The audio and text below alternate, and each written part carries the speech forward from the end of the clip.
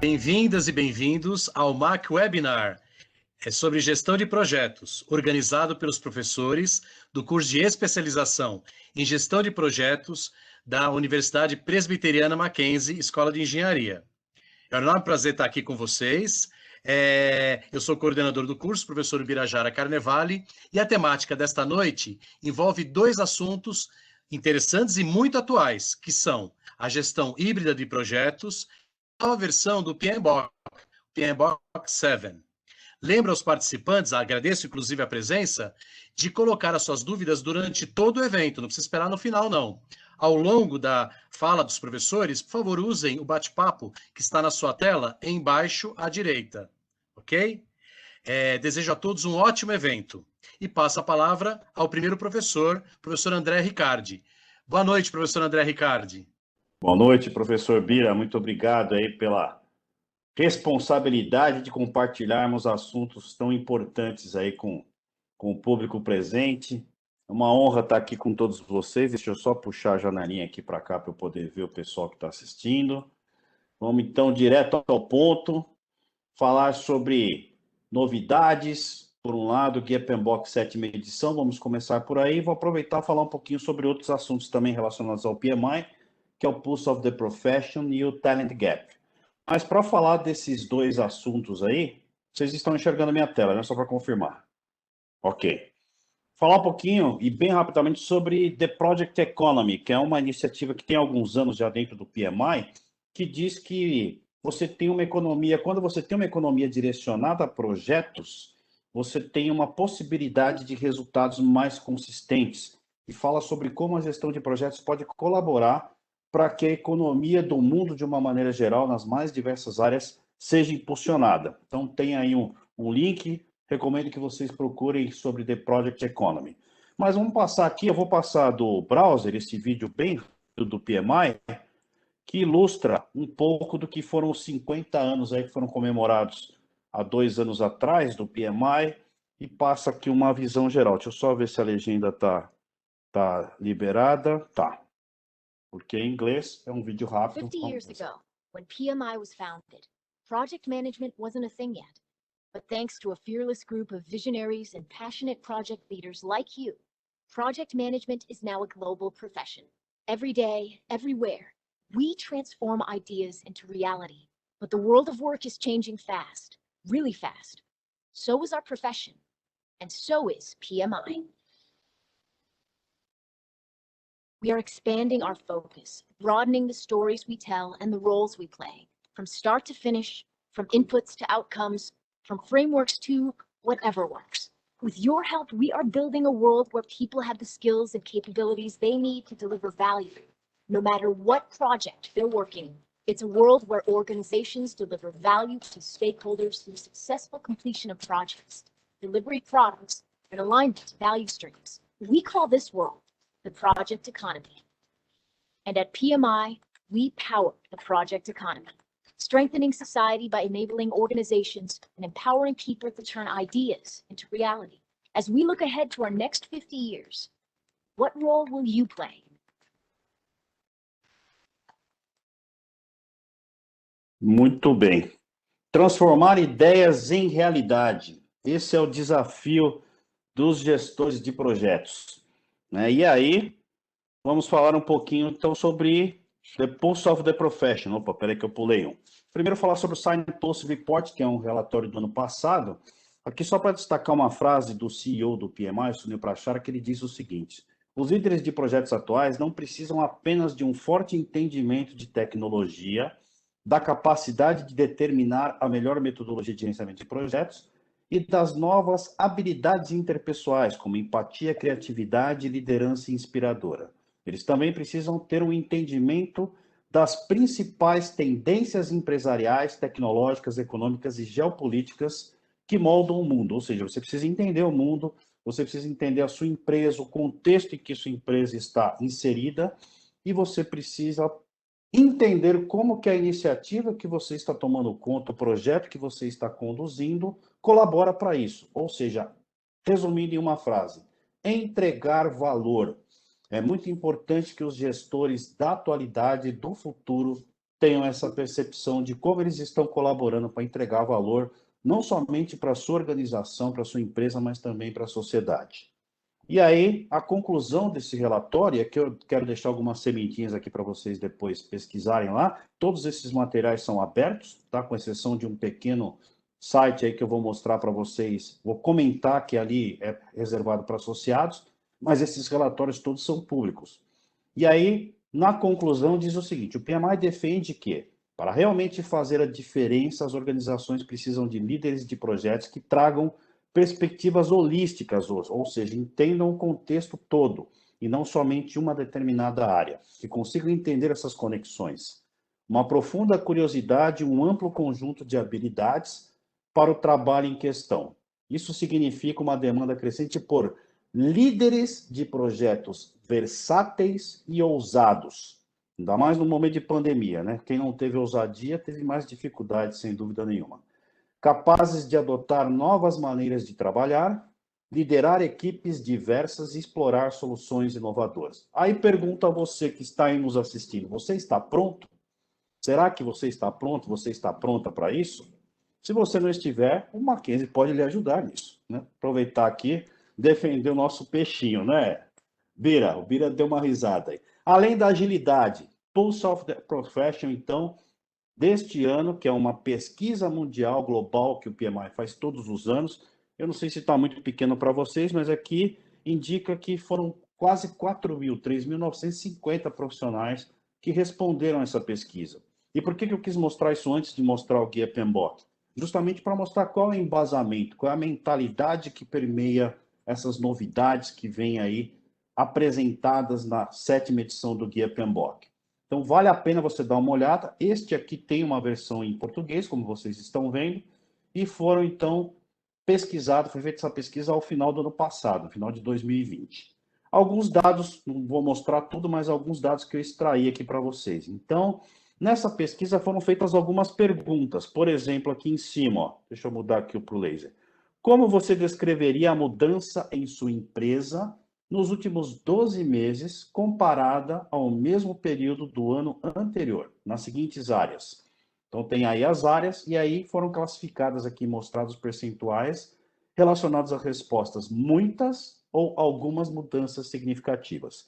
Então, transformação digital, estratégia de negócios e adaptabilidade organizacional foram as principais respostas, ou seja, as principais áreas aonde você teve uma mudança significativa em relação ao ano anterior dentro daquela empresa. E sem dúvida, a gente sabe que transformação digital vem acontecendo há bastante tempo, mas a pandemia potencializou, acelerou demais o desenvolvimento dessa transformação digital. Entender a estratégia de negócios tem tudo a ver com o que a gente falou agora há pouco, e a adaptabilidade organizacional. Então, não é somente o profissional, as pessoas que estão atuando na gestão dos projetos ou nas equipes de projetos que precisam ter essa flexibilidade, conseguir se adaptar. As empresas precisam também ter essa capacidade de adaptação. Aí a segunda pergunta, uma segunda pergunta que eu quero comentar, não foi a segunda pergunta, tem várias outras lá, mas como você descreveria a mudança em sua empresa nos últimos 12 meses comparado ao mesmo período do ano anterior, nas seguintes áreas? Então, aqui mostrando em percentuais, mas classificando aquela mesma pergunta por setores. Então, no global, dentro do governo, da área de TI e na área de serviços. Então, da mesma forma, os três primeiros: a transformação digital, a estratégia de negócios e a adaptabilidade organizacional. Aqui tem uma outra pergunta. Em sua estimativa, qual a porcentagem dos projetos concluídos dentro da sua organização nos últimos 12 meses? Eu confesso para vocês que esse foi o resultado que mais me surpreendeu, por porcentagens médias mostradas. Então, aqui nós temos, ó, aqui embaixo está um pouquinho apagado, 2019, 2020 e 2021. Então, notem que atingiu as metas originais em intenção de negócios. Em 2020, em plena pandemia, cresceu, e agora em 2021 cresceu mais ainda. Da mesma forma, concluído dentro do orçamento original e concluído a tempo também cresceu. Ou seja, a galera se virou, né? As empresas, as pessoas se viraram nos 30 e conseguiram, pelo menos daqueles que responderam a essa pesquisa, é uma pesquisa, como eu falei, global, envolve países do mundo inteiro, você tem resultados positivos apesar de todo o desafio. Falha no projeto, praticamente ficou estável, houve distorção de escopo, uma pequena queda, e falhas consideradas também pouco. Mas isso aqui, essa parte de cima é bastante surpreendente, esse resultado. Em sua estimativa, qual a porcentagem dos projetos concluídos dentro da sua organização nos últimos 12 meses atingiu metas originais ou intenção de negócios em empresas dinâmicas, que está em azul aí, ou em tradicionais está em laranja? Então, 75% das empresas dinâmicas atingiram resultados. Então, podemos dizer aqui que mais de 70% das empresas atingiram seus resultados. Concluído dentro do orçamento original, 59,64, concluído a tempo. Então, também são resultados surpreendentes para quem acompanhava essas estatísticas em anos anteriores. São números surpreendentes aí, de novo, nesse cenário de pandemia.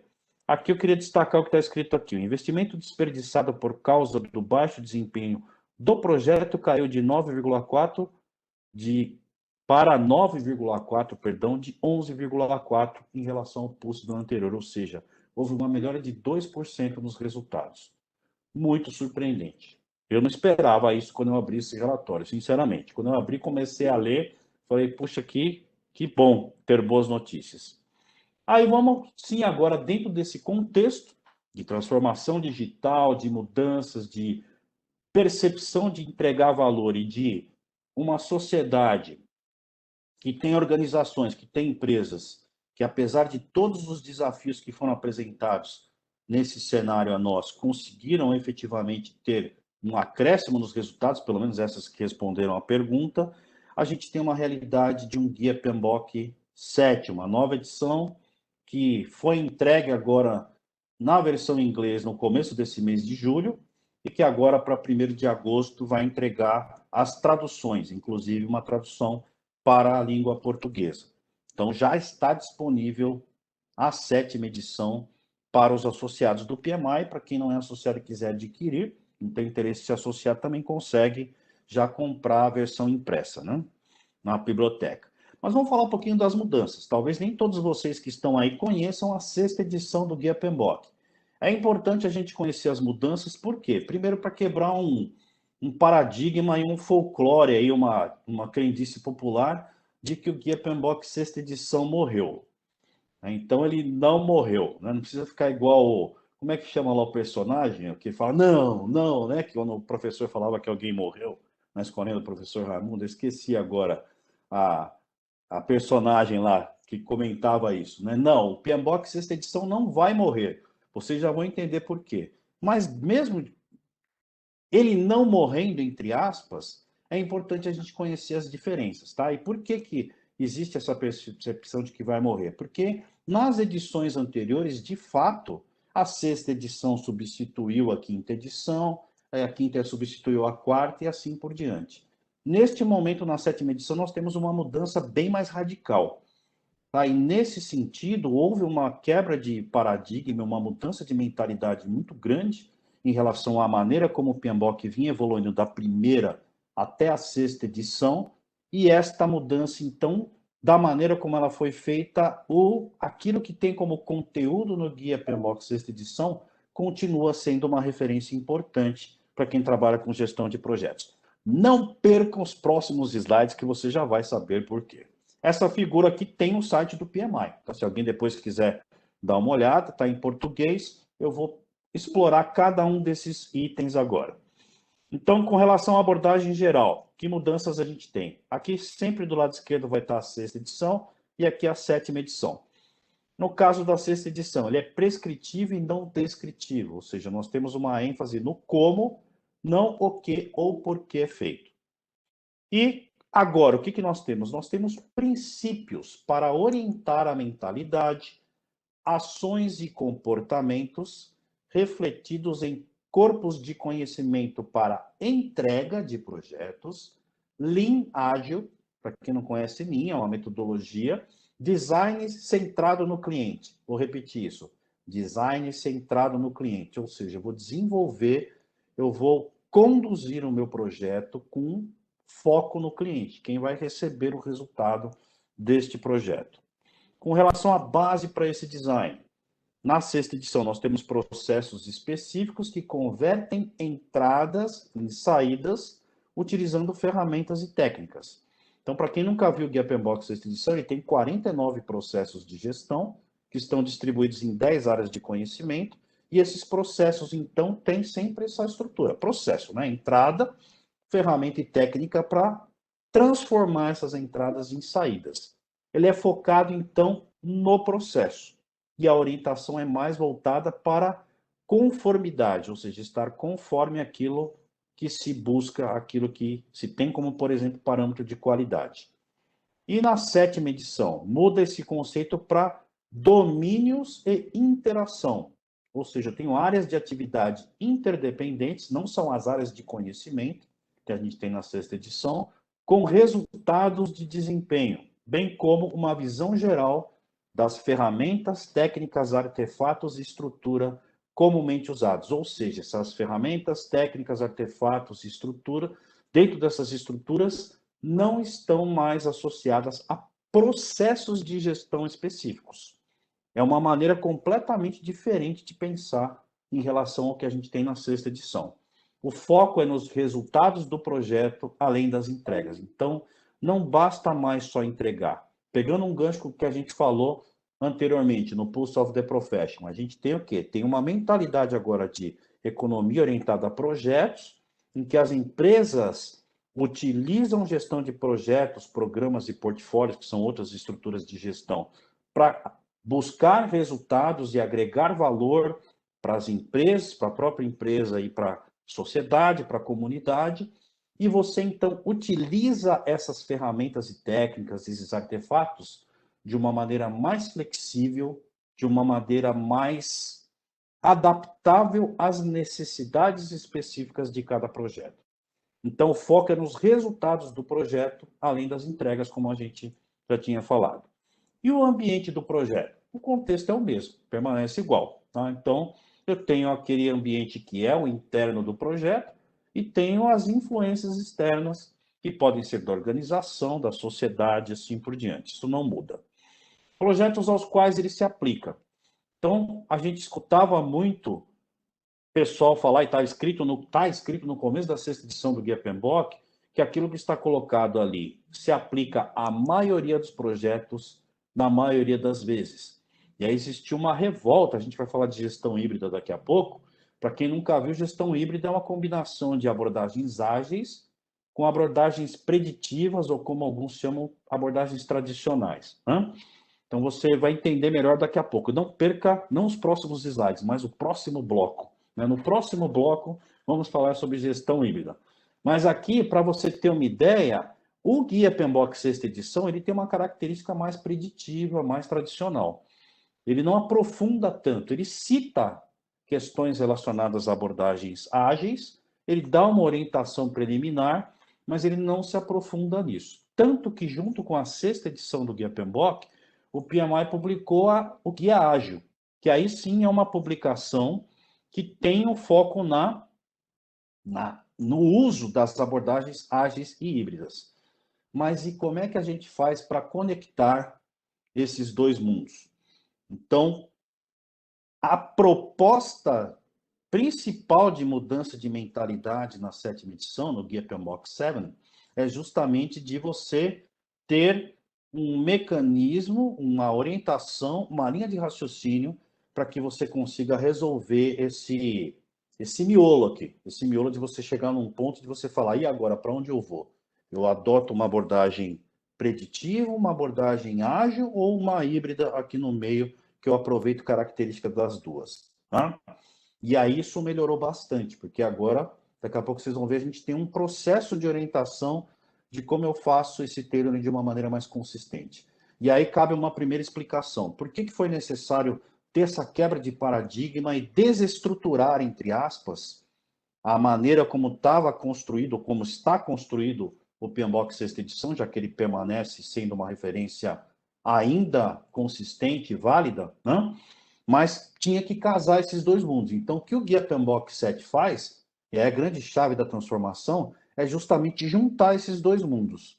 É trazer o que está no guia sexta edição, PMBOK, no guia ágil e juntar tudo isso, mas para isso era importante criar um princípio aqui, uma camada inicial em que você consiga enxergar aquilo que é importante independentemente da onde você vai caminhar, ou seja, se você vai ter que buscar um lado, outro ou um meio, falando de uma maneira bem geral, tá? Não é tão simples assim esse tailoring, mas de forma que você efetivamente conseguisse ter uma luz, um caminho para orientar as pessoas para que elas conseguissem utilizar isso de maneira eficaz e entregar de fato esse valor no final.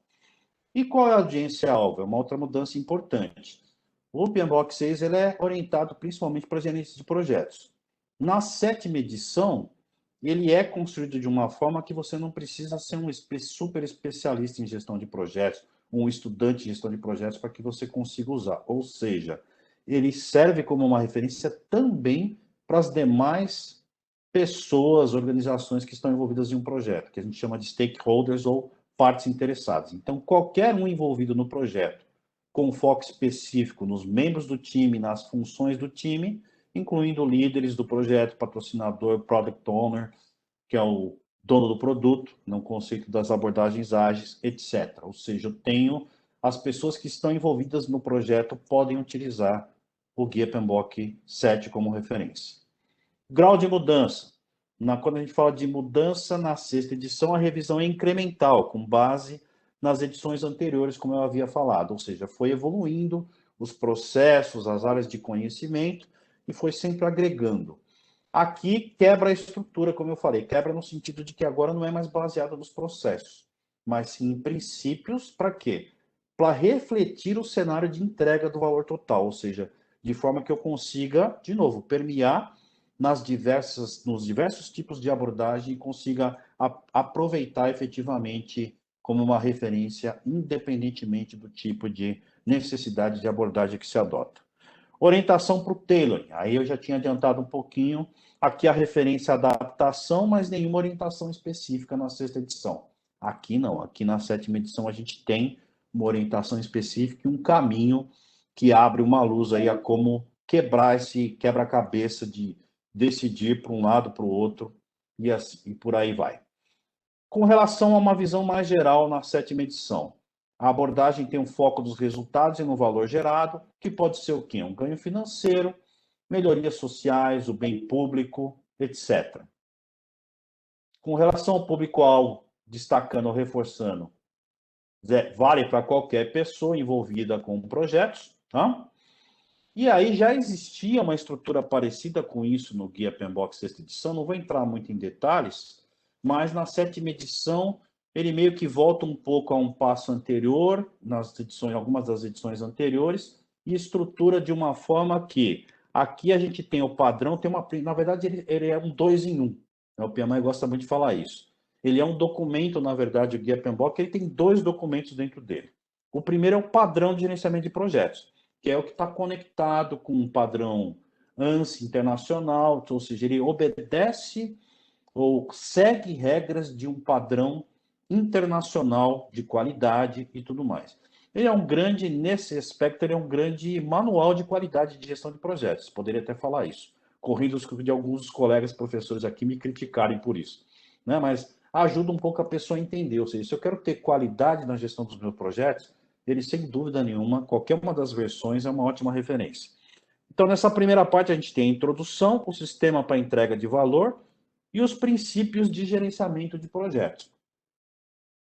Esses princípios, eles norteiam, eles permeiam qualquer tipo de abordagem. Eu considero essa, aí é uma opinião pessoal, essa mudança que o PMI fez, uma maneira muito inteligente de ajudar as pessoas a utilizarem qualquer tipo de abordagem. Porque quando a gente fala desses princípios, nós estamos falando de coisas que valem, de novo, para qualquer tipo de projeto. Então, são coisas que podem estar numa referência única, e aí foi possível, então, juntar a guia ágil com o guia PMBOK sexta edição, de forma que você consiga considerar. E o lado interessante da coisa é o seguinte, tanto o guia ágil como o guia PMBOK sexta edição, como eu havia falado, eles continuam valendo como referência. Porque a maneira como se conectou esses princípios e depois foi se pensar aqui a partir do guia de conhecimento e gerenciamento de projetos em domínios de desempenho, em efetivamente executar um tailoring de uma forma um pouco mais detalhada e mais orientada, como a gente falou. E a partir daí, eu começar a pensar em modelos, em métodos ou processos e artefatos que são a produção, o resultado da execução desses processos em termos de gestão, você separando isso, quando você chega aqui, ou seja, quando você chega aqui no nível de modelos, métodos e artefatos, você já passou pelo processo de tailoring. Então, os princípios e os domínios de desempenho, eles são importantes para qualquer tipo de projeto. E a gente já vai falar um pouquinho sobre eles. E os modelos, métodos e artefatos é a partir do tailoring que eu escolho o que é mais adequado, o que é melhor para utilizar de acordo com as necessidades do projeto, de acordo com as necessidades da empresa, do ambiente, da área de negócio e assim por diante. Então, foi um mecanismo construído, e o PMBOK, para quem não sabe, ele é construído pela comunidade de associados do PMI, ele, do meu ponto de vista, ele quebrou um nó que a gente tinha aí no meio, né? Desatou, na verdade, quebrou um nó estranho. Desatou um nó que existia aí, que as pessoas tinham dificuldade de um lado, do outro, de forma que agora tem uma orientação mais eficaz, mais efetiva para isso. Mas vamos ver com um pouquinho mais de detalhes. Lógico que não dá para a gente explorar aqui tudo, né? Mas para que se tenha uma ideia, são 12 princípios. Stewardship, que é uma palavra muito difícil de a gente traduzir para o português, que foi traduzido no oficial como administração, né? Mas stewardship é mais que isso, é uma administração com participação, com responsabilidade, né, com compromisso com o resultado, nesse sentido.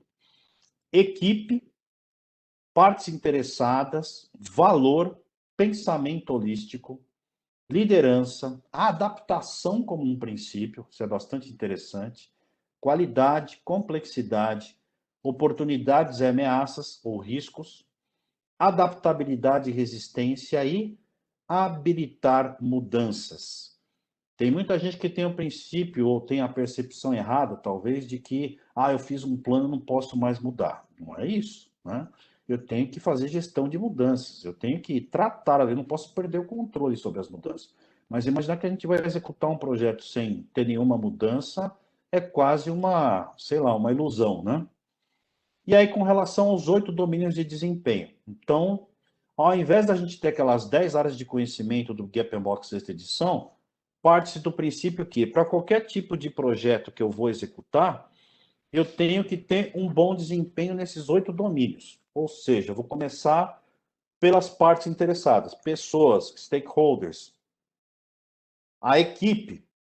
Aí eu vou ter o quê? Eu vou ter um domínio de desempenho que está relacionado à abordagem, não sei se está muito pequeno aí para vocês, abordagem de desenvolvimento e ciclo de vida. E aí aqui tem uma grande influência do tipo de abordagem, do tipo de ciclo de vida que eu vou adotar. Acho que cabe explicar que eu não sei exatamente o perfil do público que está assistindo, mas a abordagem tem a ver com escolher entre o preditivo, o híbrido ou o ágil.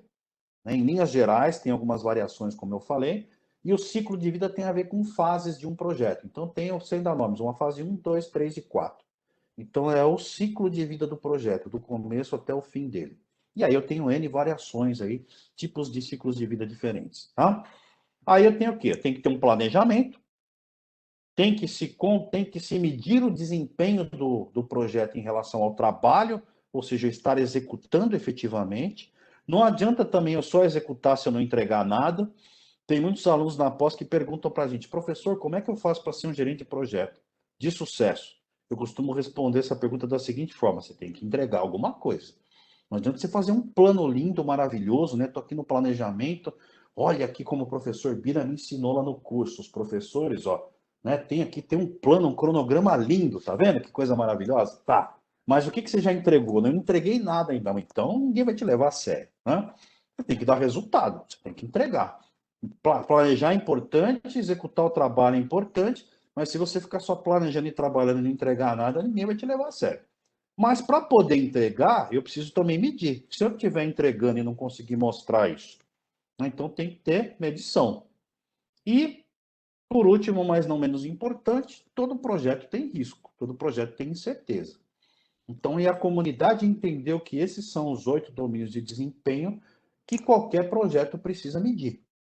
Qualquer projeto precisa ter mecanismos para olhar para esses 8 conjuntos aí, para esses 8 domínios e, de alguma forma, conseguir dizer como é que a coisa está acontecendo, como é que isso tá rolando.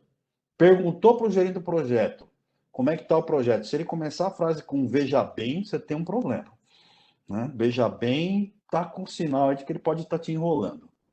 Guia PMBOK, 7ª edição, com relação ao tailoring. Agora, o tailoring, antes, na 6ª edição, ele está no começo de cada uma das 10 áreas de conhecimento, ele está dando uma explicação sintética ali de como você faz, mas, como eu falei, não é uma orientação efetiva, talvez.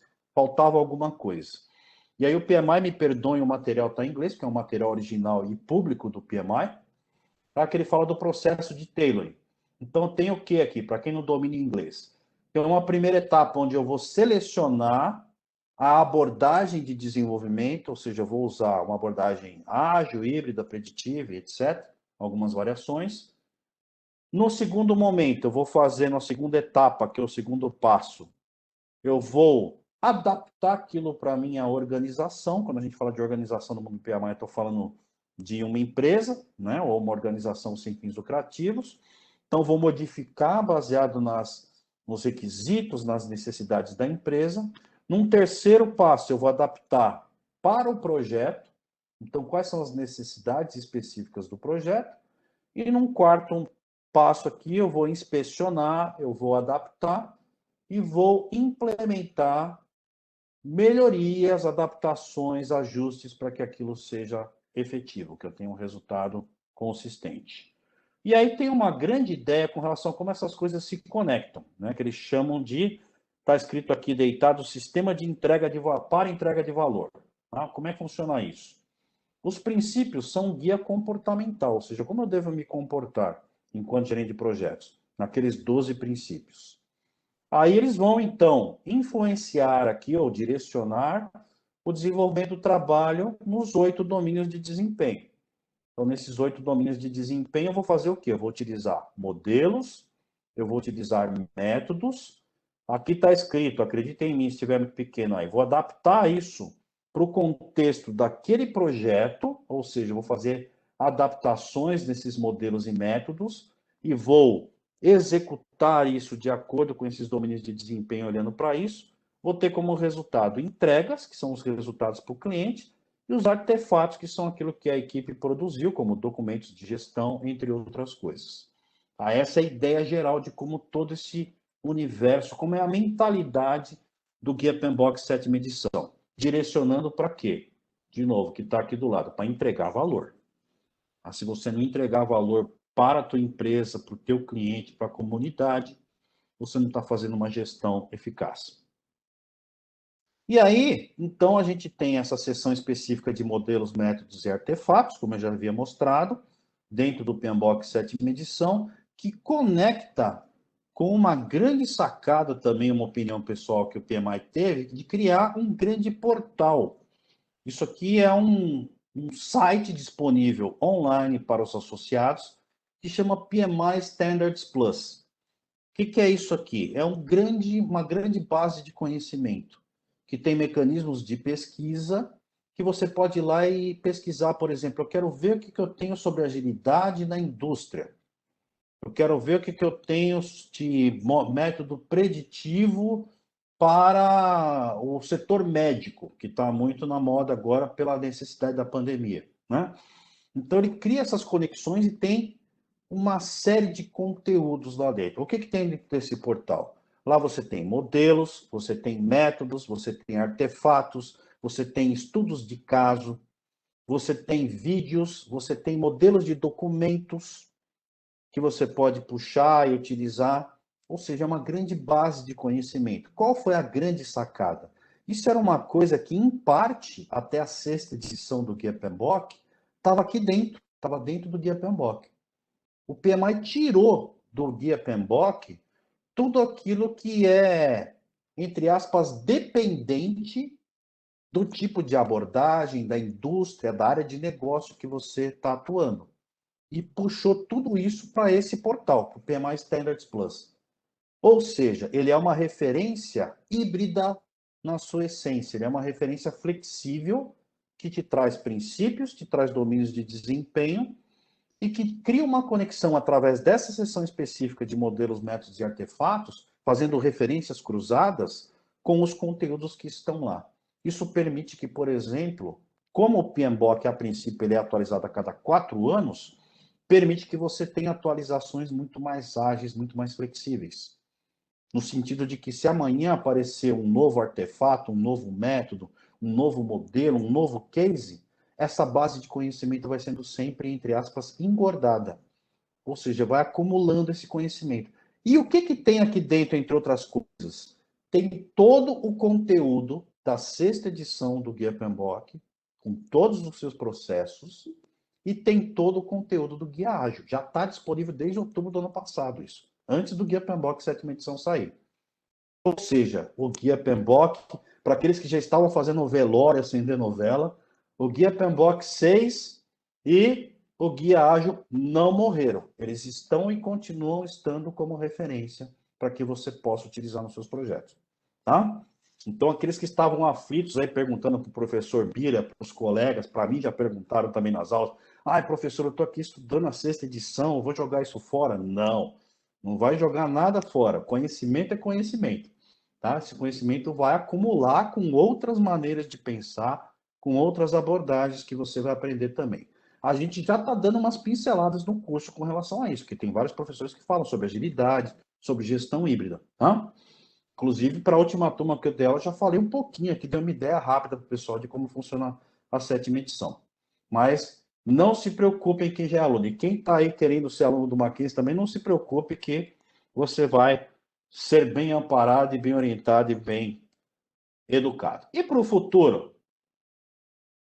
Para o futuro, a gente tem o Talent Gap, que é uma pesquisa também que o PMI faz todo ano, tá? Que ela olha quais são os gaps, ou seja, as necessidades no mercado em relação aos profissionais da área.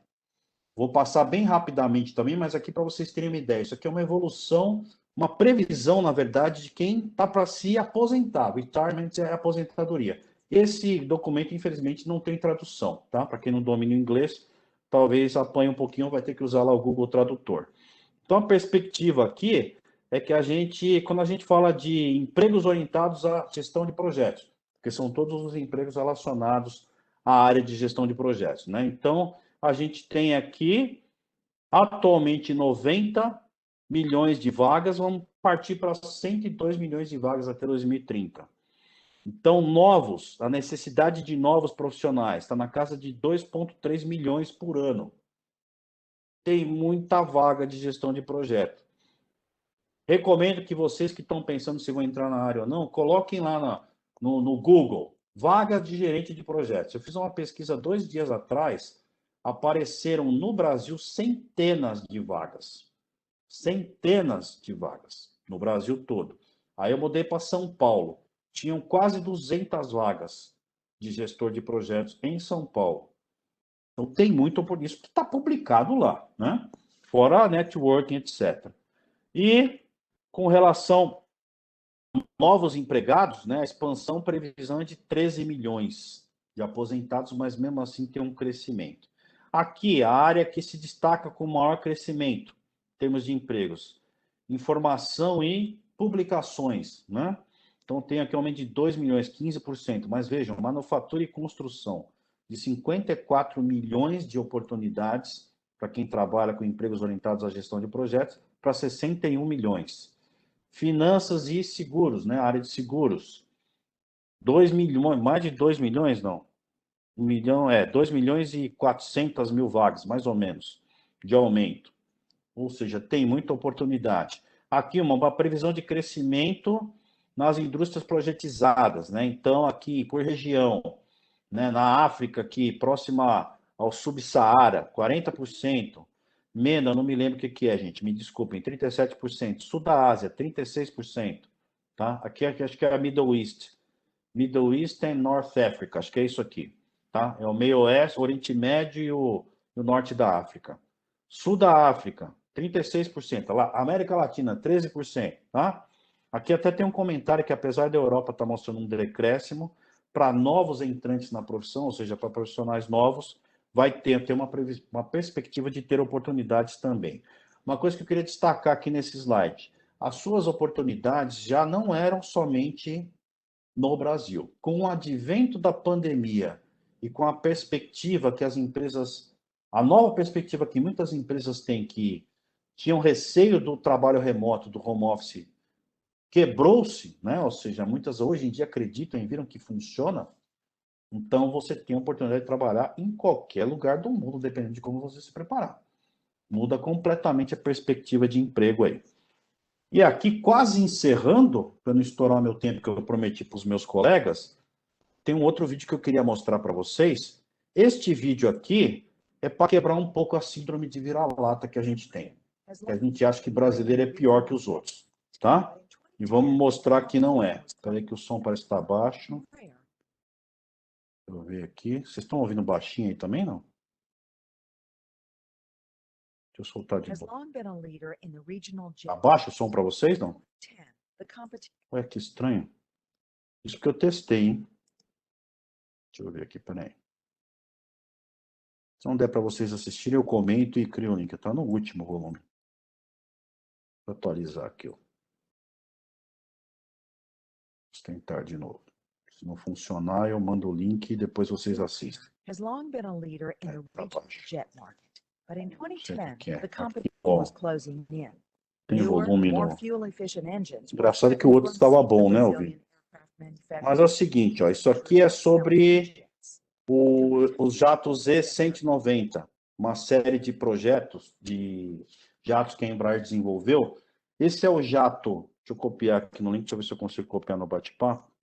Copiar o URL para vocês aqui. O bate-papo não está aparecendo, mas na hora que eu parar de compartilhar, acho que eu consigo, eu copio para vocês.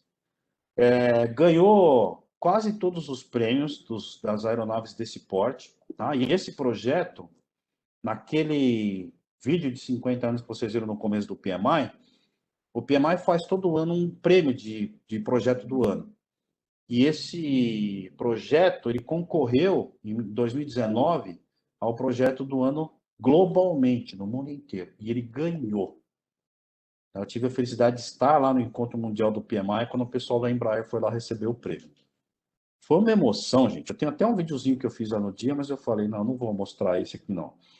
Que foi uma emoção muito grande a gente ver bandeira brasileira lá. E, assim, os projetos que concorreram com esse projeto são fantásticos. Esse projeto ele foi um projeto que foi executado em tempo recorde. O projeto que tinha sido executado mais rapidamente numa aeronave desse porte no mundo tinha mais de 10 anos. Ele foi executado em 9, se eu não me engano, todo o desenvolvimento.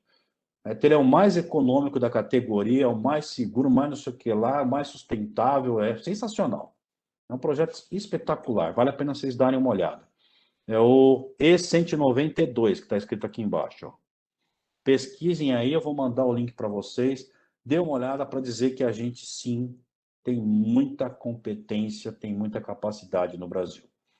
E vale a pena estudar sempre. Nós, professores aqui de cabelinho branco, a gente está estudando ainda, né, Rubens?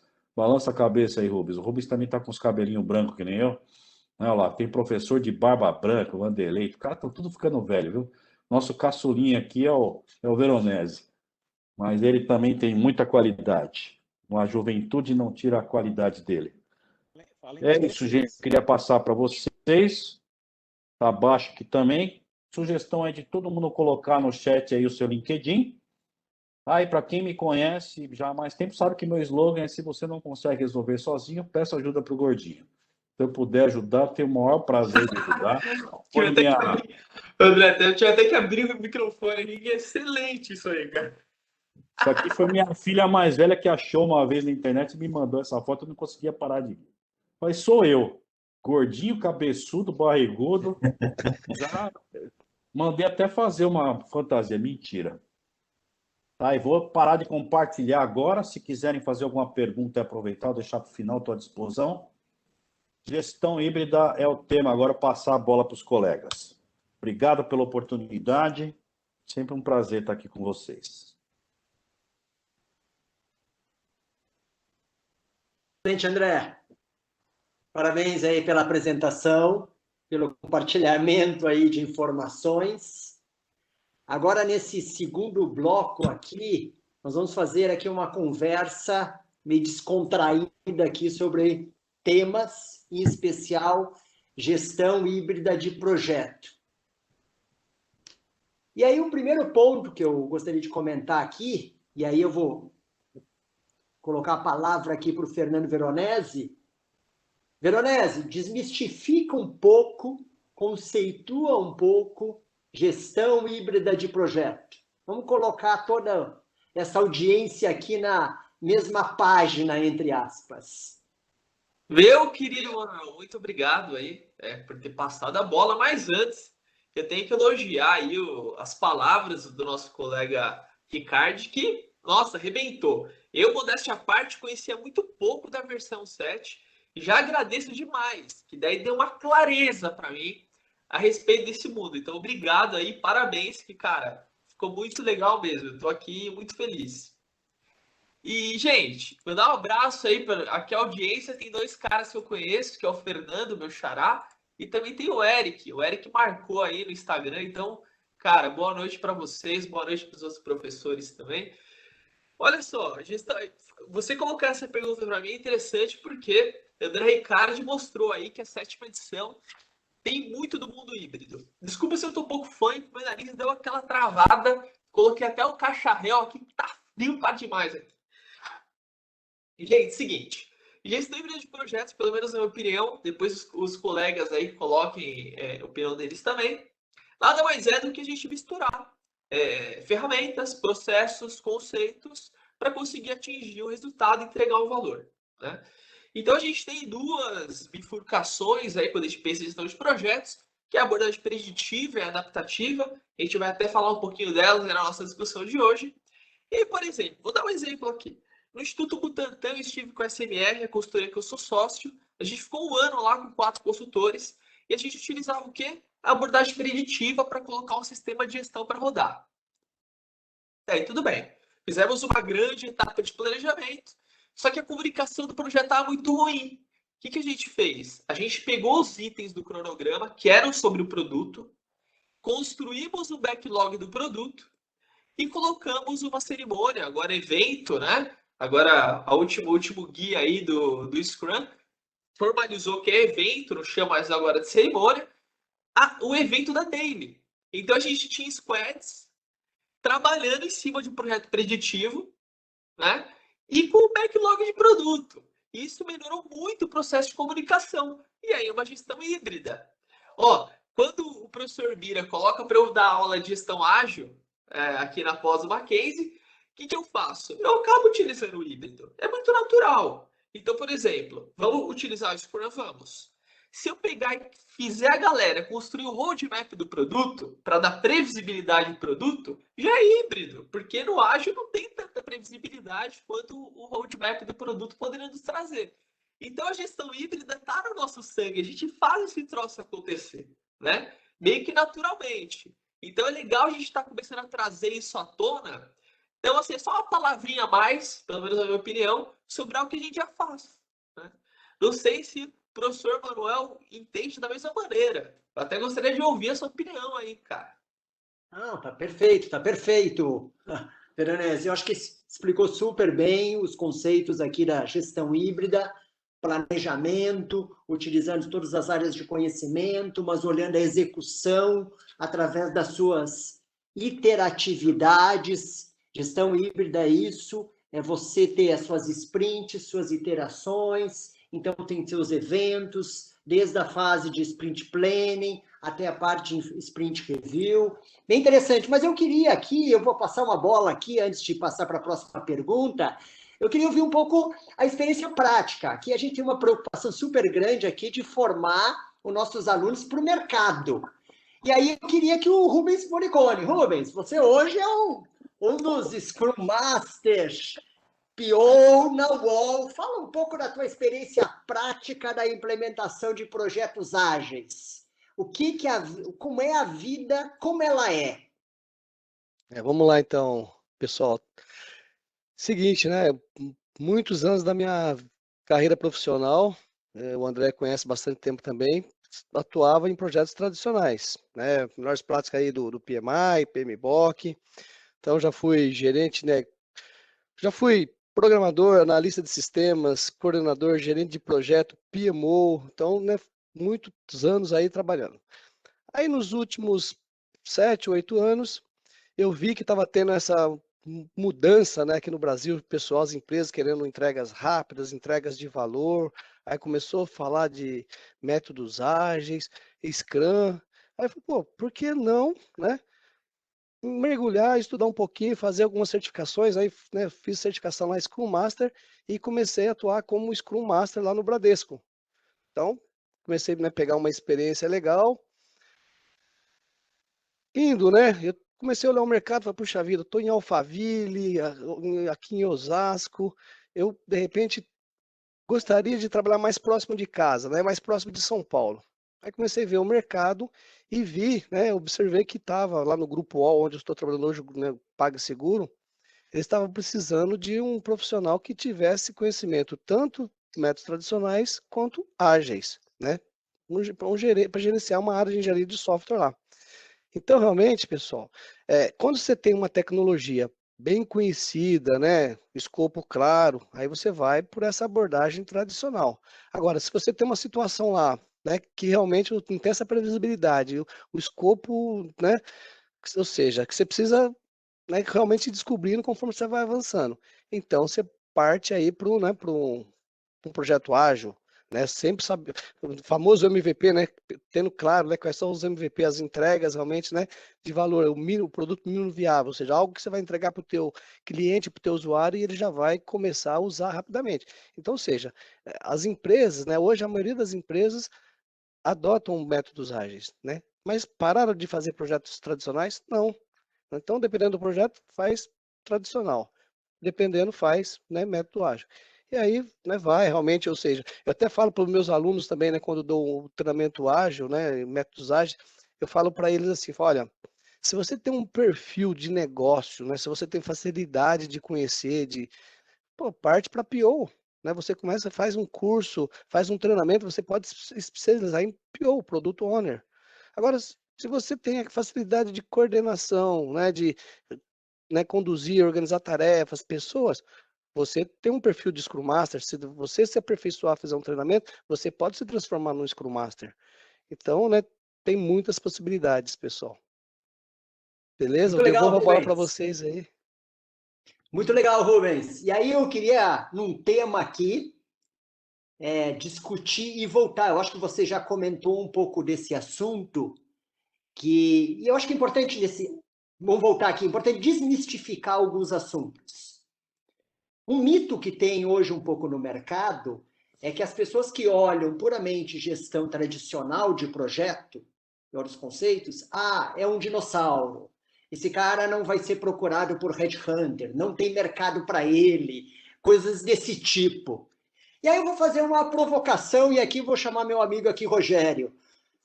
O método cascata preditivo morreu?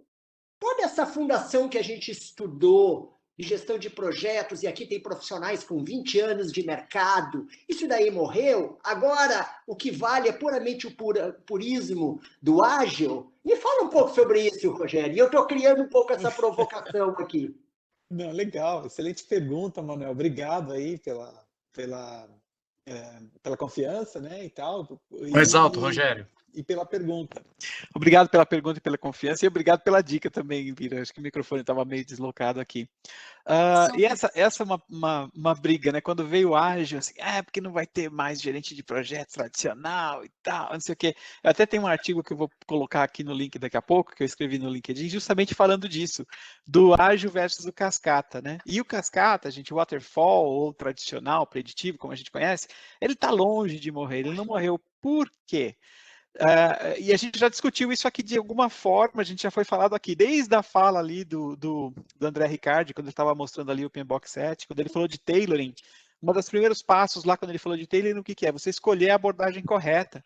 E aí, tanto o meu amigo Fernando quanto o Rubens falaram também, dependendo do contexto, dependendo da sua necessidade, dependendo se você tem um escopo que é facilmente conhecido, que você consegue definir claramente o que precisa ser feito, você tem um entendimento, você tem uma relação causa e efeito mais clara e objetiva, não tem por que você querer fazer no ágil. Se você conhece, se você consegue definir bem o seu escopo previamente para fazer um bom cronograma, fazer uma boa gestão de custos, não tem por que você querer usar agilidade, porque o método preditivo, no fundo, ele te dá caminhos, ele te dá instruções de trabalho praticamente, ele te leva com mais facilidade ao resultado. Então, o método cascata, ele acaba sendo um sistema de gestão mais fácil até de usar do que o próprio ágil.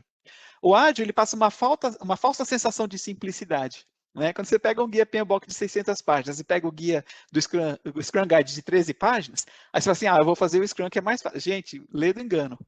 O Scrum e os métodos ágeis nasceram justamente para lidar com a complexidade, com a falta de previsibilidade. Então, consequentemente, você não tem um roteiro, um passo a passo ali para chegar nos resultados. Você tem, claro, a descrição da cerimônia, você tem a descrição dos papéis, você tem uma série de descrição de como orquestrar o trabalho no mundo da agilidade. Mas isso vai servir para quando você tem um ambiente, por exemplo, onde o escopo é pouco conhecido, ou você precisa desenvolver esse produto, você precisa desenvolver esse escopo ao longo do trabalho. O Rubens usou um termo assim que foi muito legal, o Rubens também foi muito assertivo, quando ele falou assim, você precisa identificar o meu MVP. Se você está falando de um produto mínimo viável, esse tal MVP, você não está falando, obviamente, de um produto completo. E você faz o MVP para testar uma hipótese.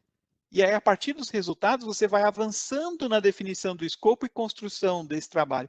Jamais seria possível você fazer isso no preditivo. Só que essa complexidade, na prática, ela é forte e ela impacta o desenvolvimento também. Então, tem uma dificuldade maior de fazer a gestão disso. Então, o Cascata não só morreu, como ele é recomendado por uma série de cenários.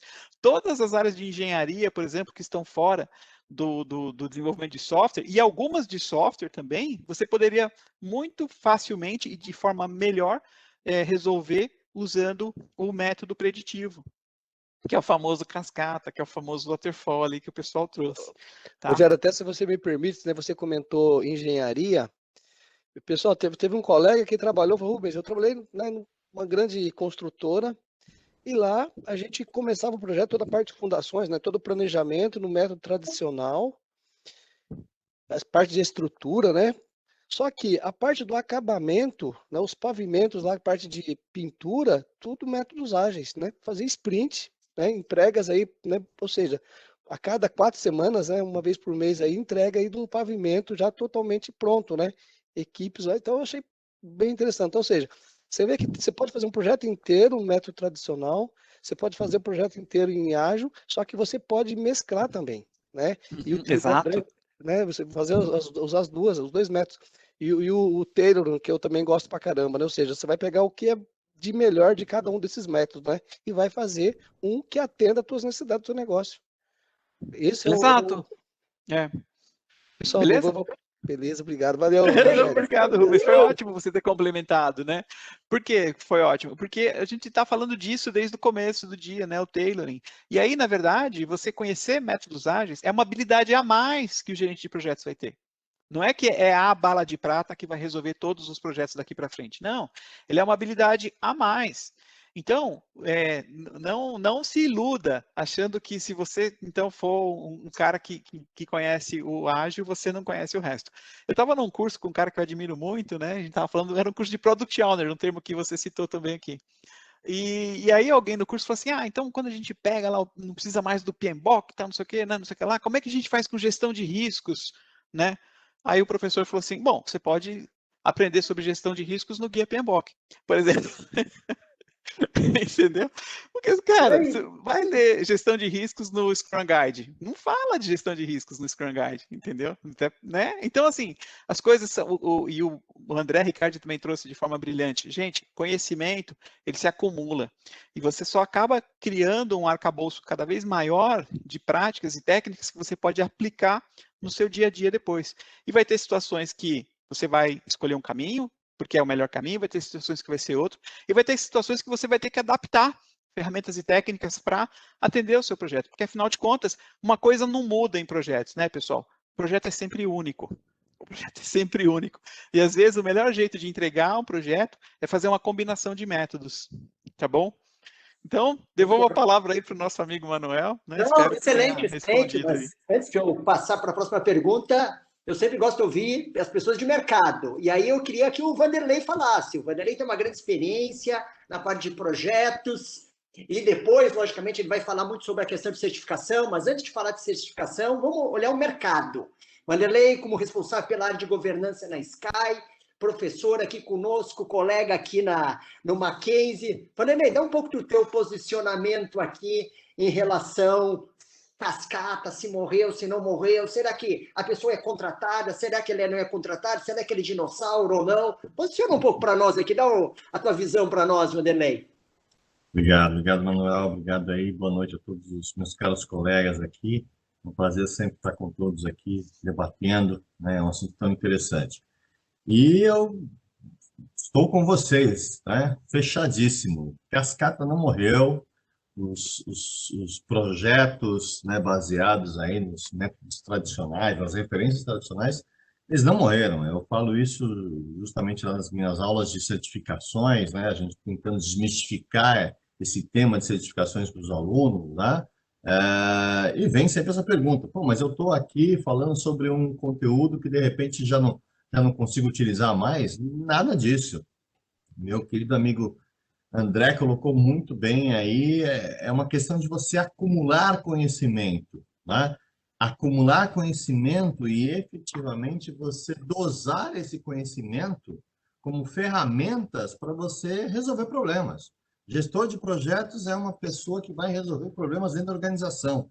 Então, ele tem que ter essa visão mais ampla de efetivamente que ferramentas eu posso utilizar no momento que eu estou vivendo dentro da organização, né, para chegar no resultado. Então, dentro lá da organização, por exemplo, a gente vive hoje uma questão que algumas organizações vivem da transformação. A gente chama da transformação digital, né, efetivamente. A empresa trabalha com sistemas, né, via satélite, né, para poder você atender aí assinantes que estão pelo país inteiro. Então, você fala, pô, mas satélite ainda existe? Existe satélite, como existem projetos que a gente começou lá atrás trabalhando e ainda trabalhamos com os modelos cascatas para você desenvolver projetos de engenharia, desenvolver produtos, mas a gente já vive há muito tempo uma migração, uma mescla de métodos ágeis junto com os projetos, os métodos tradicionais. A empresa vive exatamente isso. Hoje, né, a gente vive o híbrido, efetivamente, porque a gente está atendendo um cliente num app, atendendo um cliente na web, atendendo um cliente que tem uma outra forma de relacionar, e para isso ele quer agilidade, ele quer formas de você conseguir colocar para ele soluções num momento mais rápido, mas ao mesmo tempo eu tenho que falar da evolução da qualidade, da manutenção da qualidade, da manutenção dos meus equipamentos, de todo o meu processo de manter uma empresa que atende aí o Brasil inteiro. E para isso eu vou precisar de planejamento, eu vou precisar de gestão de risco, eu vou precisar de visão financeira, eu vou precisar de uma série de outros elementos que não estão contidos tão expressamente dentro do ágil. Eu preciso viver um mundo híbrido. Então, é efetivamente isso.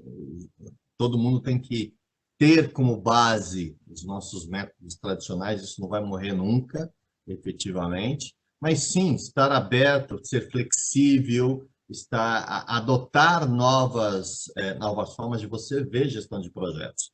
e aí tem tudo a ver com o que o Ricardo colocou no início, no PMBOK 7, e tem tudo a ver também com, falei, com os meus caros colegas que estão no nosso curso, justamente levando esse conhecimento para os nossos alunos, né? Preparando efetivamente os nossos alunos para esses modelos de gestão que estão acontecendo no mercado.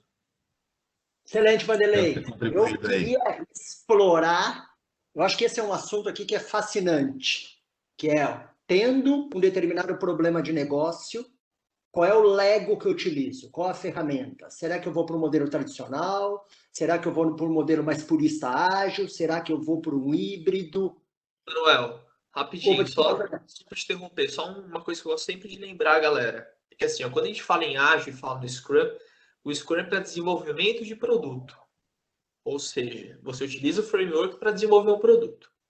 Não é um projeto, é para desenvolver um produto, legal? Em pequenos ciclos curtos, que a gente chama sprint. Sprint é igual ao projeto. Projetinhos curtos, legal. Agora, quando você fala, puxando o que o Vanderlei comentou, preciso fazer gestão de aquisições, gestão de risco, de todo o roadmap desse produto que eu construí, vai acabar virando uma gestão híbrida. Então, por exemplo, no SESC, a gente teve a oportunidade de desenvolver um projeto com esse viés. O aplicativo era para manutenção do SESC. Então, você desenvolvia um aplicativo. Legal, seus Scrum. Só que tem que comprar aparelhos de celular e tablets. Isso é um processo de aquisição, que anda em paralelo com o desenvolvimento do produto.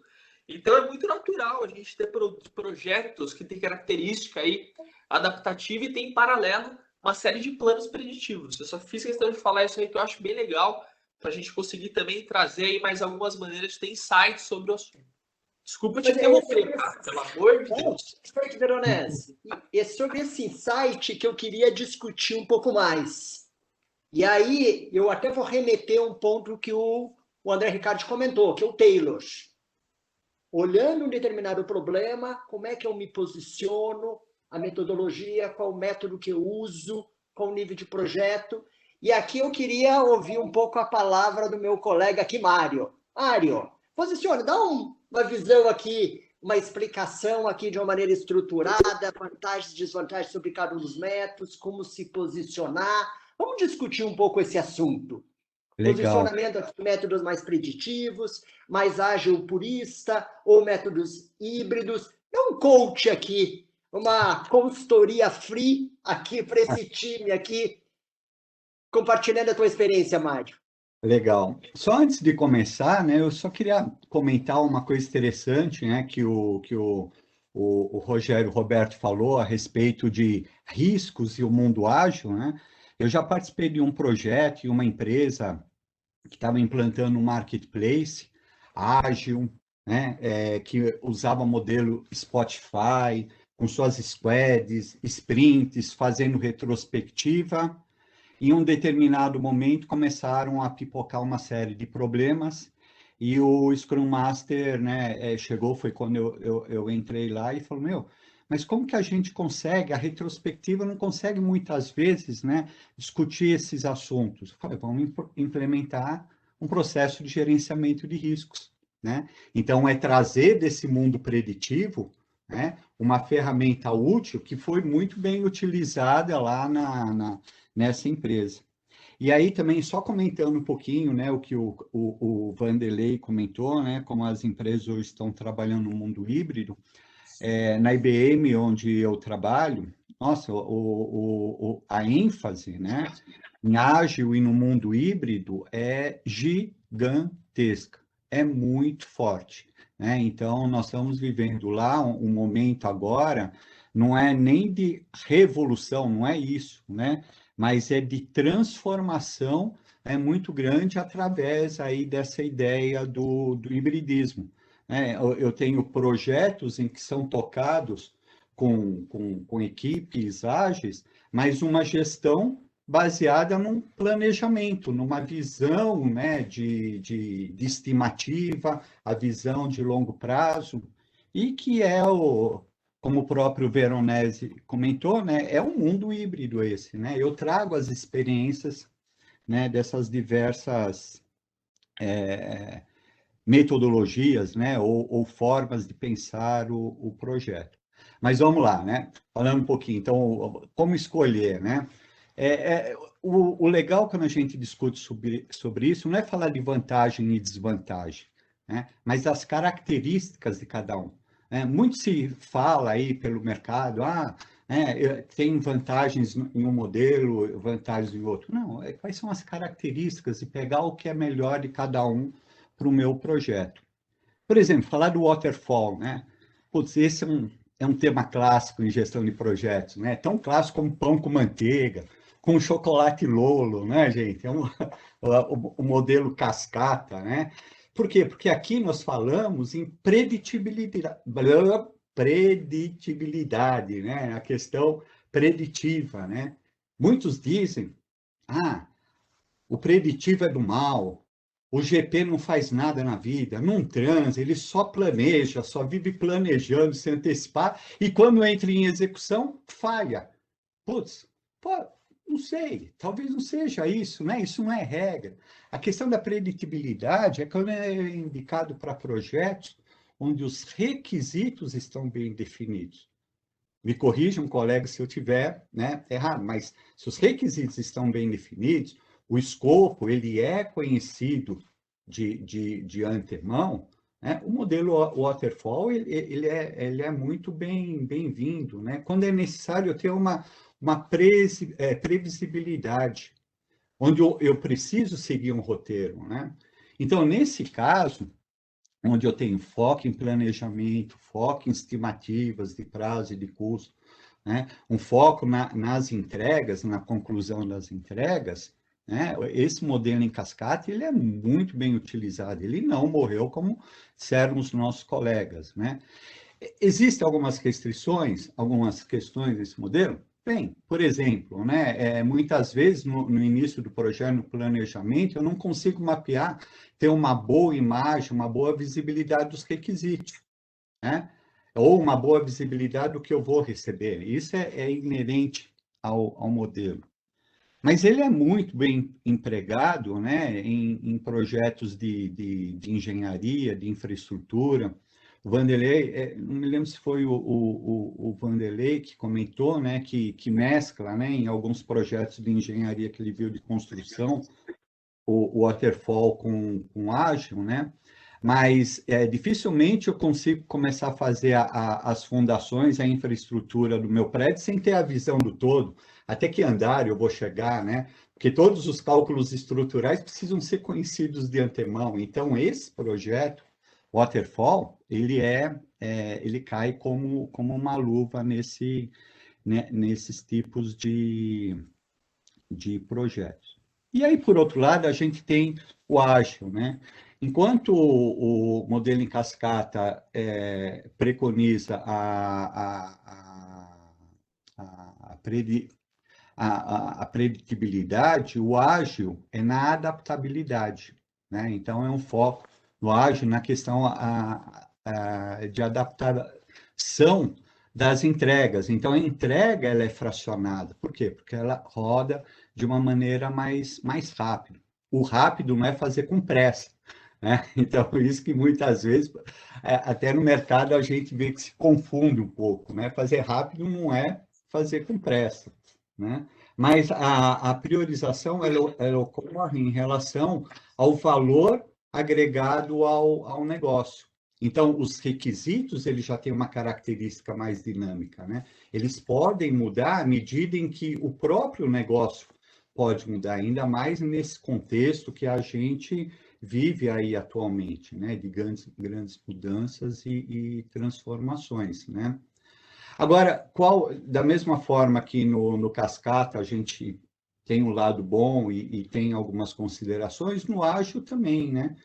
Como o escopo não é totalmente conhecido, isso pode levar a uma refatoração talvez frequente aí, né? Como o escopo ele é construído, então talvez isso leve no meu projeto, eu tenho que refaturar prazo e custos aí ao longo do projeto. Mas ele é perfeitamente utilizado e adaptado em projetos de desenvolvimento, como o próprio Veronese comentou, né? Em desenvolvimento de produto, em desenvolvimento de software, né? O ágil ele é bem aplicado, né? Bom, mas aí você pode chegar e falar, professor, perdi a cabeça. Agora, eu uso um ou outro no meu projeto, né? O que eu faço? Tem os dois mundos, parecem ser tão distintos, né? Aí, vocês lembram? Ô, Ricardo, você lembra do Chapolin Colorado? Aquela frase que ele costumava falar, né? Palma, palma, não criemos pânico. Ele trocava o P pelo C, né? Calma, calma, não criemos pânico. Você sabe que eu não sou muito. Eu nunca assisti muito, não, o Chapolin. Eu sou um cara da geração meio torto, desvirtuado, sei lá, perdi o rumo. Mas o pessoal comenta as coisas assim do Chapolin, nunca assisti assim. Eu gostava dele. Mas Ah, então, né? bacana, mas não sei por quê, talvez tinha outras preferências, né? Então, e aí, qual dos dois mundos, né? Qual escolher, né? Bom, você bem colocou, Ricardo, né, que o PMBOK 7, né, quando fala sobre o tailoring, ele deixa bem claro, né? One fits all não funciona, né? Um modelo que se aplica em todo, isso não, a realidade já mostrou isso para a gente, que não funciona, né? É preciso sempre se adaptar às necessidades do contexto, né?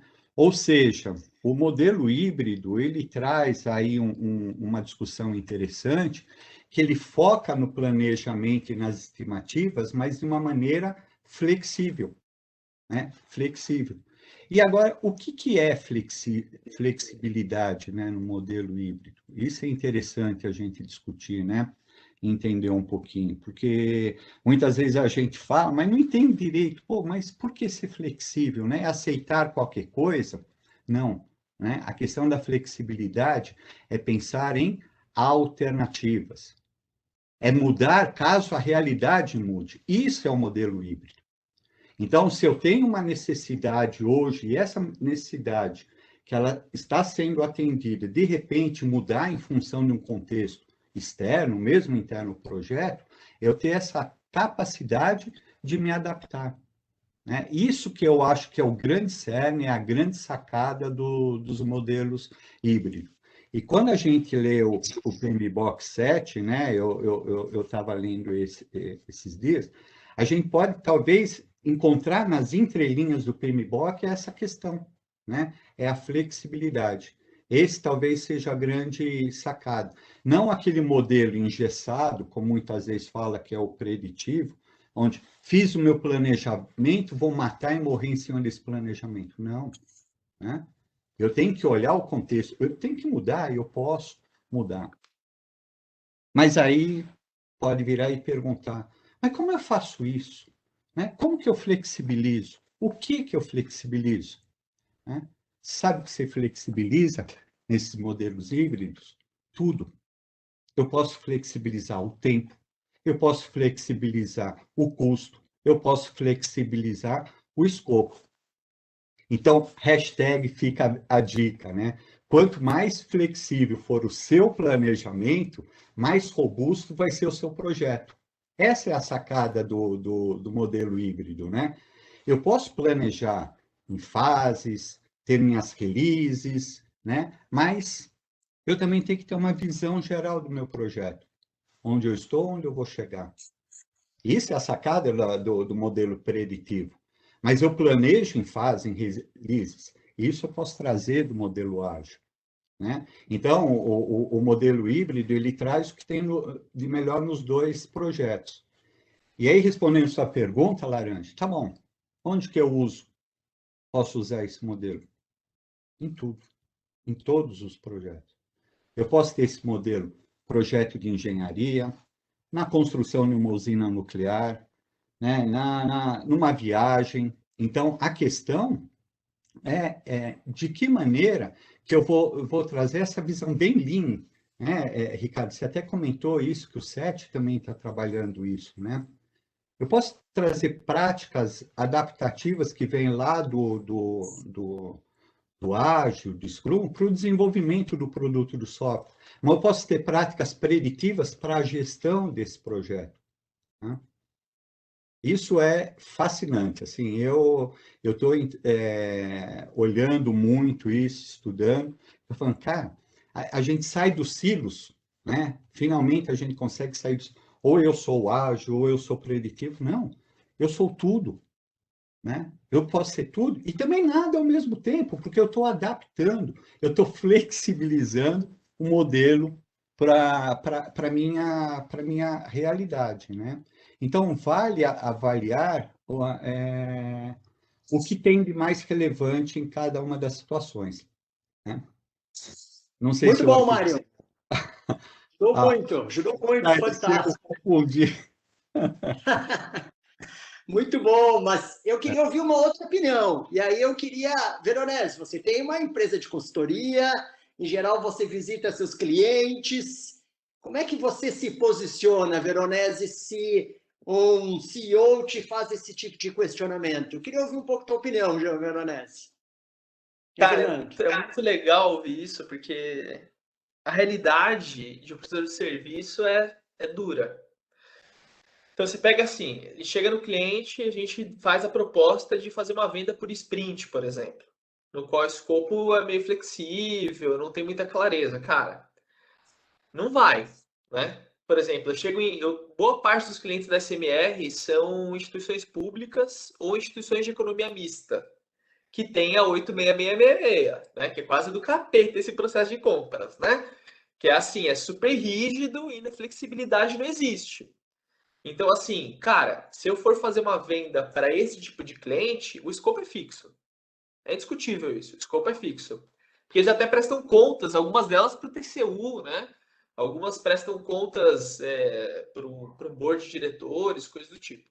Então, a gente faz no escopo fixo e a gente tenta ter alguns ganhos com os eventos que a gente tem no Scrum, para conseguir diminuir aí o gap entre o que ele pensou versus a entrega, sabe? Mas é muito difícil conseguir fazer uma venda com um escopo flexível. Geralmente isso amarra lá com uma área lá do PMBOK, que é aquisições, né? Que a gente tem esse tipo de contrato. Então, assim, se eu vendo um projeto, 90% das vezes é preço fixo, escopo fixo. Que já mata já a ideia de adaptabilidade. Então a gente utiliza sempre gestão híbrida, cara, porque a gente tem que ter um scope custo fixo e a gente tem que utilizar coisas, os princípios da agilidade que nos traz valor, né? Então a gente tem que tentar sempre, mas é muito difícil, cara, conseguir. Quando eu consigo fechar um projeto de time and material, é uma maravilha, cara. Aí tudo bem, né? Que é tempo material, a gente aloca a gente, tem mais flexibilidade. Mas 90% das vezes o cliente quer gastar, ó, é meio milhão, filho, não tenho mais que isso. Então, assim, é meio milhão para entregar isso aí. Você fala o quê? O concorrente vai aceitar, a gente tem que aceitar também, né? Então, a realidade é muito dura. Eu vi uma colega aqui, a Hanna, mandou uma pergunta falando como lidar quando empresas ainda não estão estigmatizadas e resistem à implementação da gestão híbrida. Cara, é difícil, porque o mercado ainda é muito engessado quando a gente fala em contratação de prestação de serviço. Então, por exemplo, quando eu pego um Itaú, que o recurso está dentro de casa, eu consigo fazer gestão híbrida, porque o custo não é direto, é o tempo do cara que está alocado. Mas agora, quando você contrata de fora, fica um pouco mais difícil, porque geralmente o escopo é fixo e o custo também. Então, Manuel, é duro. É duro. Não é fácil fazer esse equilíbrio da gestão ágil de projetos ou híbrida com o item aquisições. Esse é sempre um desafio aqui. Você fecha fixed price, aí fixed price está muito alinhado à questão do escopo, aí perde a flexibilidade. Como é que você encontra esse equilíbrio? Mas eu queria o seguinte, agora eu vou mudar um pouco o tema. A gente está passando aqui nos nossos últimos 30 minutos, e nada melhor do que falar para a nossa audiência, para os nossos alunos. E falar para os nossos alunos, a visão que eu tenho, assim, nós temos que olhar tanto os hard skills como os soft skills. Nos hard skills, eu queria discutir um outro tema que é um pouco polêmico, que é certificações. Como é que é certificações? Isso ainda está na moda? Não está? não vale mais a pena eu ser um PMP, ou agora eu tenho que ser provavelmente só um Product Owner, um Scrum Master. Cara, dá uma ideia. E aqui tem muita inteligência nessa turma aqui com esse tema certificação. E aí eu queria passar a bola aqui para o Vanderlei. Vanderlei, fala um pouco da tua experiência aqui para esse público que está nos ouvindo aqui, para essa audiência. Comenta um pouco sobre certificações, hard skills. Oi, Manuel, obrigado aí de novo pelo gancho. Né? E aí depois quero ouvir também a opinião dos meus caros colegas a respeito desse tema, porque realmente é um tema polêmico, né?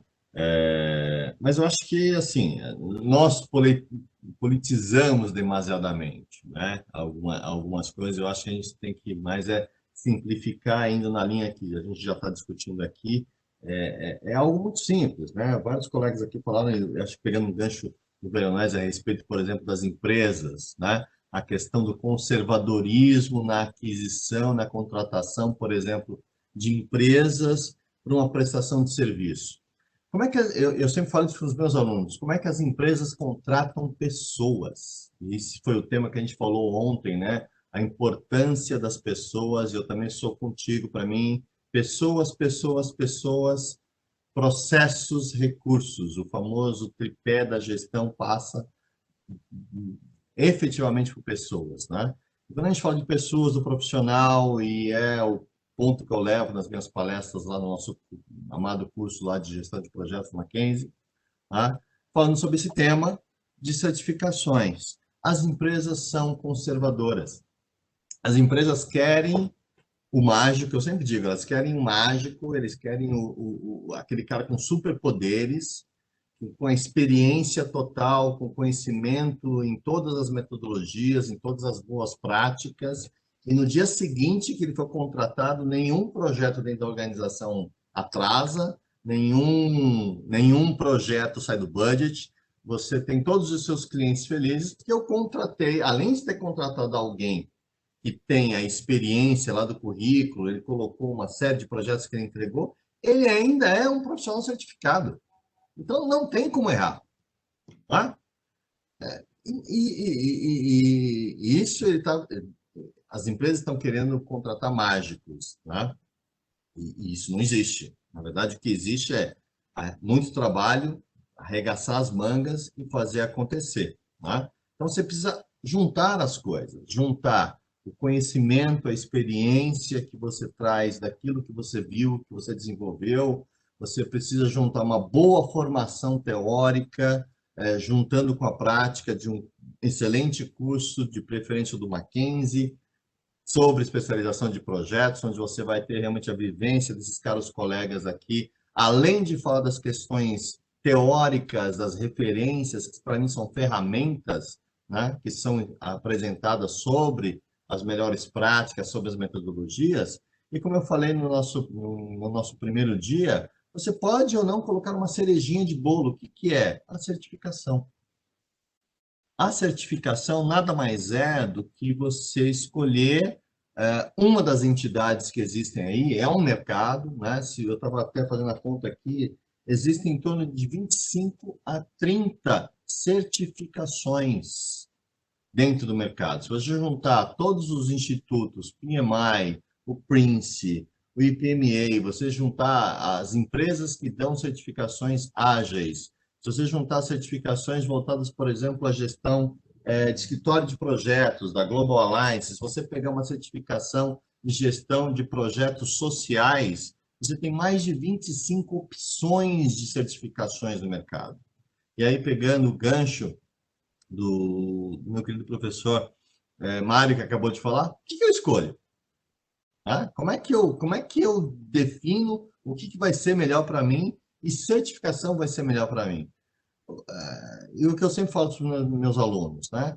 Você precisa ter uma boa base sobre aquilo que você está fazendo, e o nosso curso com certeza nos auxilia nisso. Você precisa, e que foi um ponto que foi colocado, acho que também no primeiro dia, eu consigo fazer uma certificação sem ter experiência? Sim, existem algumas certificações para as pessoas que ainda não têm tanta experiência no mercado, mas que querem demonstrar que têm conhecimento sobre essas práticas. e querem justamente fazer com que elas aumentem a sua empregabilidade com uma determinada empresa que queira colocar essa pessoa para ajudar em projetos, ajudar em equipes de projetos, ajudar em escritórios de projetos, trabalhando e organizando as ideias, né? E com isso você vai adquirindo oportunidades, você vai adquirindo prática, e aí depois você vai traçando outras e buscando outras certificações que você pode entrar. Então, respondendo diretamente a sua pergunta, não, o mercado de certificações ele existe. Existem as queridinhas nossas queridas, o PMP como certificação de gestão de projetos do PMI, é a principal certificação que a gente tem nesse mercado, é o que eu sempre digo para os nossos alunos também. Esse curso, nosso curso do Mackenzie, ele dá a base para as pessoas buscarem essa certificação, buscarem aí se posicionar no mercado, tanto a PMP quanto a KPM. É claro que vão existir alguns requisitos que a gente fala no nosso curso, quais são os requisitos a mais que são necessários, mas o principal você precisa ter flexibilidade, ter um bom planejamento da sua carreira, porque a sua carreira é um investimento que você está fazendo, entender o seu momento, entender o mercado, qual é a certificação que melhor se adequa ao mercado que você está atuando, porque isso também pode fazer uma diferença, mas existem opções. E se você quer demonstrar para o mercado que você passou por um crivo de qualidade, pelo menos de conhecimento teórico sobre essas práticas, como usar essas práticas, né, como ferramenta no seu dia a dia, sim, uma certificação vai te dar isso. Porque um engenheiro precisa ter um CREA, um médico precisa ter o seu curso de especialização depois que ele faz a sua graduação, né? Um bacharel de direito precisa fazer a prova da OAB, né? Um gestor de projetos, ele não precisa fazer uma certificação, mas se ele fizer uma certificação do PMI, do Prince, do IPMA, ele está passando por um crivo a mais.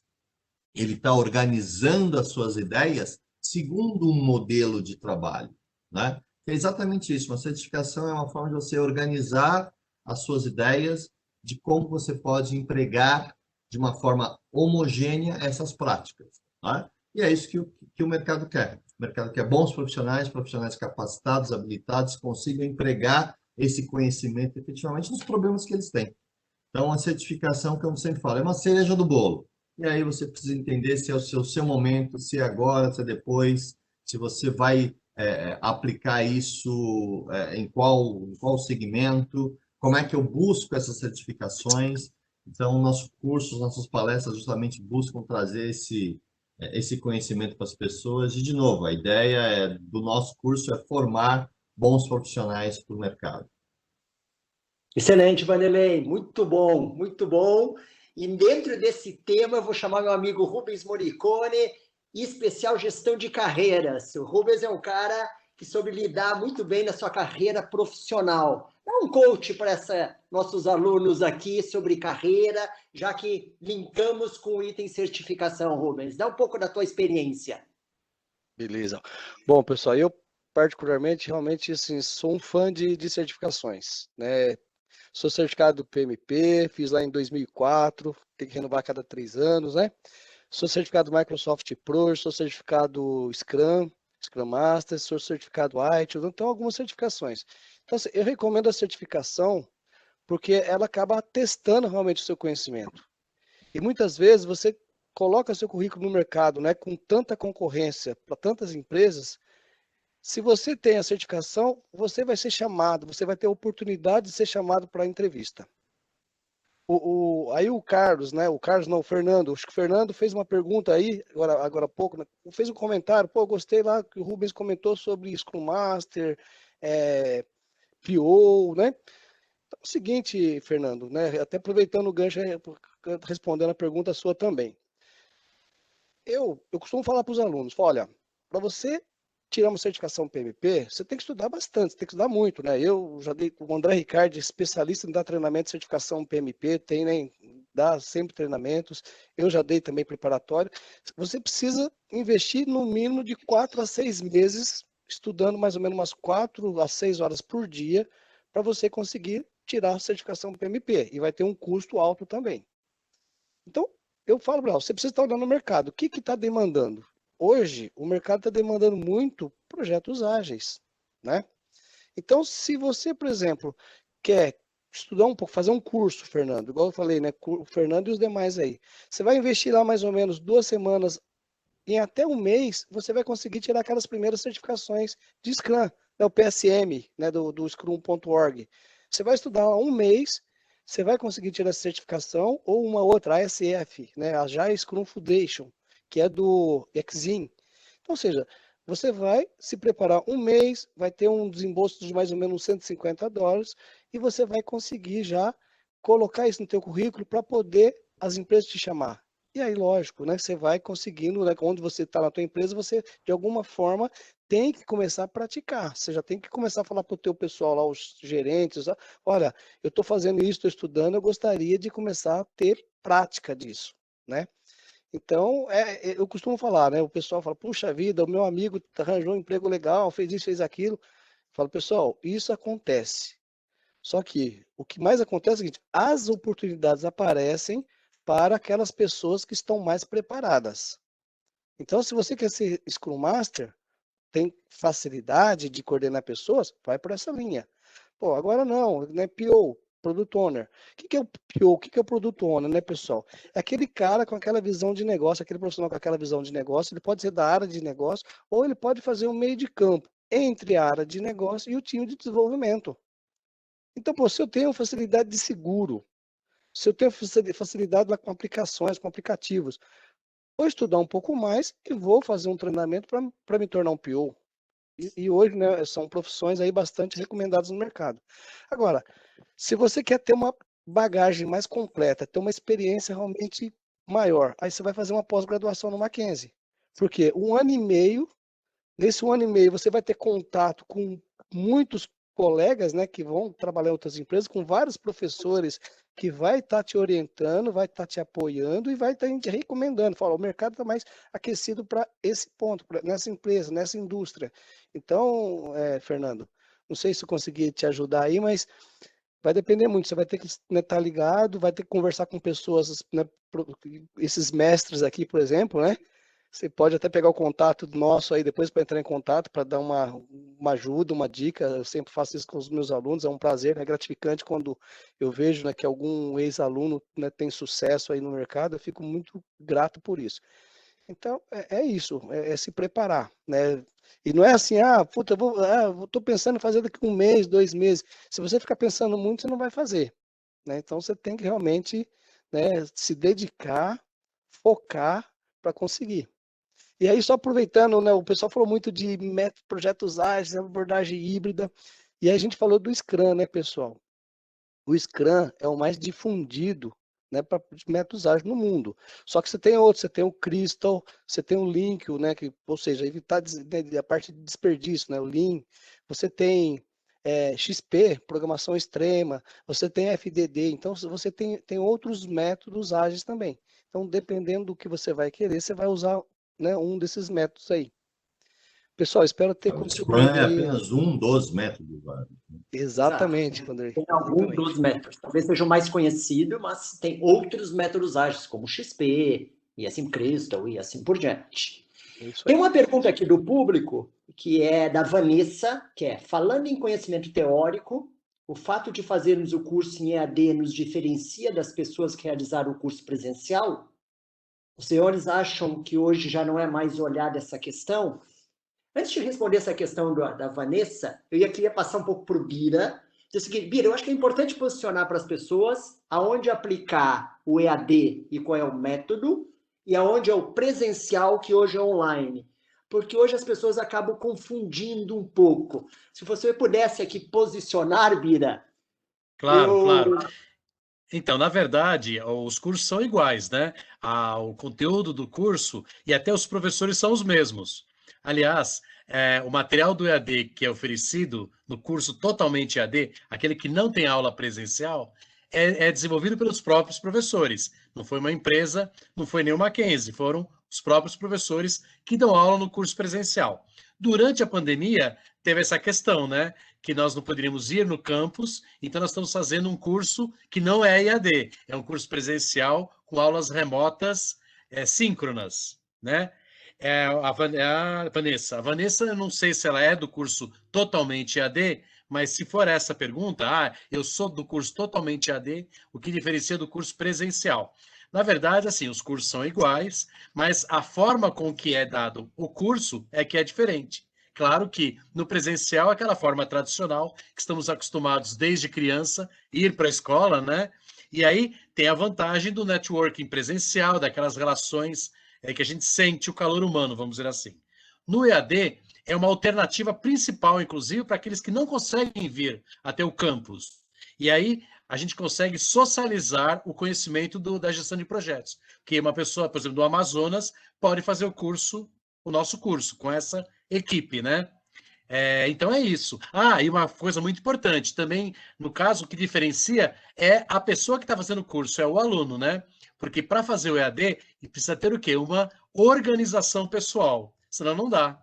Porque se a pessoa não se organiza, ela não consegue acompanhar o curso EAD. É diferente daquele que está acostumado com o curso tradicionalmente presencial, que ele, hoje é terça-feira, hoje é quinta-feira, eu vou lá no curso do Mackenzie. Estaciona o carro, vai até a sala de aula, senta, presta atenção, é uma coisa muito mais mecânica, né? Já no EAD, não, a pessoa tem que ter aquela organização, aquele planejamento pessoal.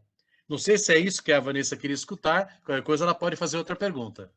Claro, Se você me permitir, eu queria só complementar uma questão aí do Bira, falando justamente do curso. Eu acho que o EAD, né, ele supre uma necessidade de conhecimento, né, um conhecimento formatado, para justamente a pessoa que não consegue se deslocar, tá muito distante, né, efetivamente não consegue vir até o local. E, com certeza, com a qualidade que os mestres aqui têm, efetivamente, de criar esse conteúdo, mas depende muito do aluno, como o Bia muito bem colocou, se organizar para poder assimilar aquele conhecimento, né? Agora, quando você tem o online ou aquele nosso amado presencial que nós estamos tanto esperando, né, que ele volte o mais breve possível, né? Eu sempre digo o seguinte, que é o que a gente vive hoje, né? É uma experiência, né? O aluno está vivenciando uma experiência de conhecimento, que é diferente do AD, né? Ali que você vai poder debater com o professor, como falaram nossos outros encontros, instigar, desafiar um raciocínio, mostrar o seu ponto de vista, ouvir os outros colegas, fazer networking, né? Inovar, criar até alguns, de repente, novos conceitos. Então, a riqueza que o online e que o presencial com certeza tem, eu acho que esse é o grande diferencial de treinamentos em relação ao AD. O AD é interessantíssimo, ele é importante, ele supre uma determinada necessidade, mas ele nunca vai trazer a experiência total que, por exemplo, um treinamento online ou um presencial vai dar. Era Excelente. a intervenção que eu gostaria de colocar. Excelente. Pessoal, se quiserem fazer pergunta, fique à vontade. Nós estamos entrando aqui no nosso final do nosso tá acabando já, né? Isso aí. Nós estamos entrando no final. Quem abriu o nosso bate-papo foi meu amigo André Riccardi. E aí eu queria que o André desse um posicionamento final aqui, desse uma conectada da discussão gestão híbrida de projetos com o PMBOK 7. Não, conecta aqui o assunto, empacota finalmente esse projeto. Faz os teus links aqui, André. Dá o teu posicionamento final, uma vez que você abriu, entre aspas, esse bate-papo. Obrigado pela oportunidade, Manuel. Bom, acho que fica bastante claro, né, que essa facilidade de você conseguir fazer o tailoring, na verdade, a evolução, deixa eu melhorar minha frase, a evolução que a gente teve em relação à orientação que o PMBOK traz com relação ao tailoring, adaptação, que é justamente você escolher para onde você vai, traz um ganho muito grande nesse sentido. E muito importante, né? Quando tomou-se a decisão, e aí são os voluntários que tomam essa decisão, né? Porque a diretoria, o Board of Directors do PMI também é de voluntários, tem uma camada executiva, tem o staff, que eles chamam que são os funcionários, mas quem toma esse tipo de decisão sobre os conteúdos e tudo mais são os voluntários. Efetivamente, 100% da decisão é de voluntários. E quando o grupo, então, mundial, né, das pessoas que participaram, que colaboraram, tomou essa decisão de manter a 6ª edição, prova que depois de 6 edições chegou-se a uma maturidade muito grande. E tendo guia ágil e conseguindo agora consolidar esses dois, facilita muito a comunidade de uma maneira geral, não só a comunidade profissional, mas a partir do momento que o Guia PMBOK se propõe a ser, e é de fato uma referência para qualquer profissional envolvido na gestão de projetos, ele abre o caminho para que a gente consiga, de maneira mais efetiva, mais eficaz e mais pé no chão, eu diria, com uma exposição menor ao risco, tomar esse tipo de decisão, porque ele abre o caminho e traz essa orientação sobre como fazer isso. E aí, com relação a futuro, o que isso representa para o futuro? Vai facilitar demais as empresas e as pessoas adotarem a gestão híbrida, né? Sabendo para onde caminhar. Porque, de fato, eu diria, é percepção, não tem pesquisa científica sobre isso, mas a minha percepção pessoal é que você dificilmente, daqui para o futuro, e já tem algumas áreas, algumas empresas que isso já é uma realidade, você vai usar uma gestão 100% híbrida ou 100% ágil. Você tem benefícios em aproveitar modelos, métodos, ferramentas da outra. Eu vou até citar uma experiência pessoal. Há mais de 10 anos atrás, eu gerenciei um projeto muito grande, né? Um projeto de 500 milhões na época de orçamento. E, sem dúvida nenhuma, a abordagem adotada predominante era a preditiva. Mas a gente usava técnicas ágeis também.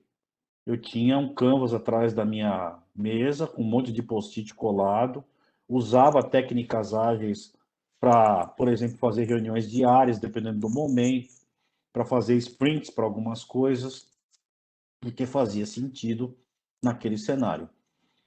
Então, é uma luz no fim do túnel, eu diria. Vou correr o risco de falar uma coisa tão forte quanto isso. O Guia PMBOK 7, na minha opinião, é uma luz no fim do túnel, porque ele conectou os dois mundos e ele ajuda bastante a gente a entender o que cada um pode colaborar, como, por exemplo, o Mário comentou, né, quando você tem requisitos mais consistentes ou menos consistentes em termos de definição, de elaboração e de entendimento desses requisitos e entre outras coisas.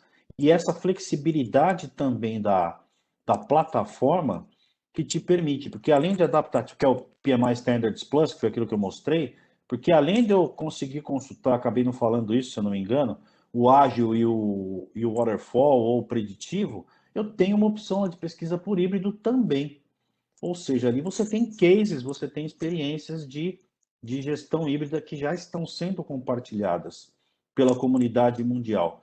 Além disso, para fechar, para não apanhar aqui dos colegas, né, você tem o projectmanagement.com, que é uma outra plataforma do PMI, que eu costumo dizer que é uma mistura de LinkedIn com Facebook e com um repositório de conhecimento. Ele é uma grande rede mundial que você permite que você vá lá, por exemplo, e coloque para a comunidade, fala assim, olha, eu estou desenvolvendo um projeto com a XYZ, com essa característica, tem alguém aí que tem experiência nisso?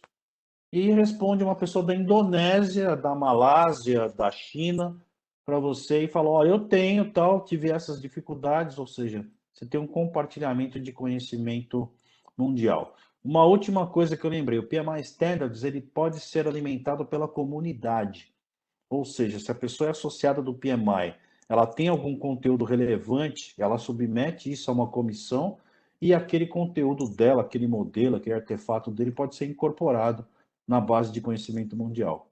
Então, ele está sempre sendo alimentado com novidades e com práticas e tudo mais que podem ser úteis para todos. Vou aproveitar para o meu recado final. Obrigado pela atenção de todos aí. Saúde e proteção para todos. Beijo no coração. Estamos encerrando. Bira, passa a bola para ti. Nós estamos encerrando aqui nosso terceiro seminário, aqui, nosso terceiro webinar. E gostaria que você fizesse o encerramento, Bira. Ah, beleza. É uma pena até encerrar, mas foi ótimo encontrar com todos vocês, né? Nós também estamos trabalhando remotamente, né? Saudades de encontrar na sala dos professores, no cafezinho, nos corredores lá do Mackenzie. Isso logo vai voltar, se Deus quiser. Eu quero agradecer muito a participação dos professores, né? É uma riqueza enorme encontrar todas essas feras falando sobre a gestão de projetos. Então, agradeço vocês que estão aqui, as professoras que estiveram nos dias anteriores também, né? Agradecer o comparecimento dos que estão nos ouvindo. Muito obrigado por terem vindo, né? Foi muito bom ter o pessoal participando, não deu para colocar todas as mensagens, mas agradeço a participação de vocês. Preciso fazer, como é o final, alguns agradecimentos, né? Que nos possibilitaram realizar esse evento. Então, claro que agradeço à Universidade Presbiteriana Mackenzie, à Escola de Engenharia, à Coordenação de Educação Continuada, o senhor Reinaldo Alara, o Mackenzie Soluções, que são as meninas que estão por trás, que elas não estão aparecendo, mas elas estão nos ajudando bastante, que são a Jéssica, a Beatriz, também tivemos a ajuda do Timóteo, o setor de marketing, né? E novamente agradeço aos brilhantes professores e professoras e aos nossos ouvintes. Então, agradeço muito a todos, tenham uma ótima noite e até a próxima, até o próximo encontro ou a próxima aula. Valeu. Pessoal, obrigado. Valeu, pessoal. Boa noite. Tudo de bom para vocês. Se cuidem. Obrigado. Obrigado. Boa noite. Boa noite.